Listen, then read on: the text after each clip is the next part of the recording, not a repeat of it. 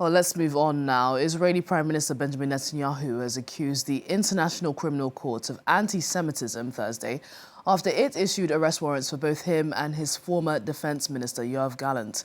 Hamas military commander Mohammed Deif, reported to be one of the masterminds of the 7th of October attack last year, has also had an arrest warrant put out against him. The court alleges that both Netanyahu and Gallant have used starvation as a weapon of war in Gaza, as well as committed other crimes against humanity.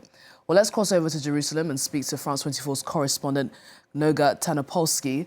It's good to have you, Noga. So lay out for us what exactly is in this arrest warrant.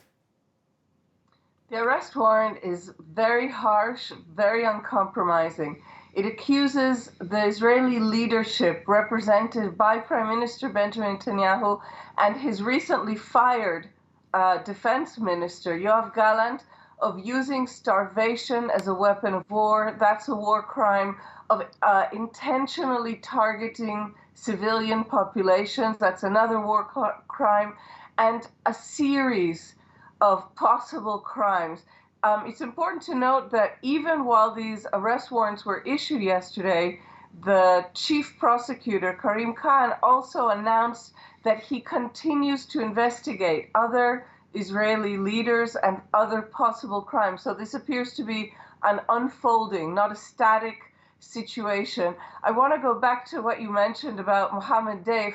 I think this is where a few political questions do in fact enter about what are Mr. Khan's intentions, because Mohammed Deif is more than presumed dead. He's in a long list of heads of Hamas and its allied terrorist force, Hezbollah, who have been killed by Israel. And in every other case, it has been accepted when Israel has said, we killed such and such leader. And these announcements made by the Israeli army are made after very intense verification.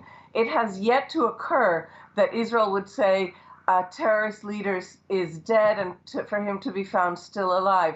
So the fact that the court issues a sort of ridiculous parallel indictment or arrest warrant against a dead Hamas military leader on the simple basis that Hamas has yet to, quote unquote, confirm his death, does add a little bit of, I would say, a patina of politicization to these accusations, which will only have effect against the Israeli side and which are extremely limiting, both for the leaders who can no longer travel, who can no longer represent their countries, and for the state that is now exposed to all manner of sanctions and limitations from other countries around the world.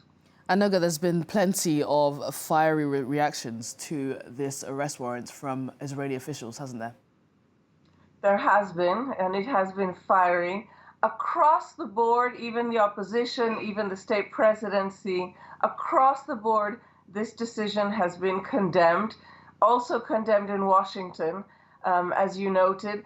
But it's interesting, the Israeli reactions have been really very, very harsh, with Netanyahu referring to himself as a new Dreyfus, and other leaders sharing his point of view that he's somehow the victim of an anti-Semitic international lynch mob. This is one of the ways he described it.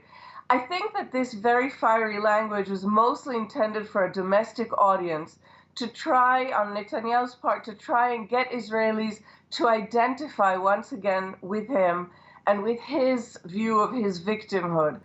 I'm not sure what effect that may have. We don't have any new polling since this decision was announced yesterday, but one of the very important matters that Netanyahu and all the other leaders here in Israel are not mentioning is the fact that Netanyahu handicapped himself by, throughout this war and even before it, attacking Israel's judiciary. Thank you. Noga, thank you so much for bringing us up to speed there. That's Noga Tarnopolsky, France 24's correspondent in Jerusalem.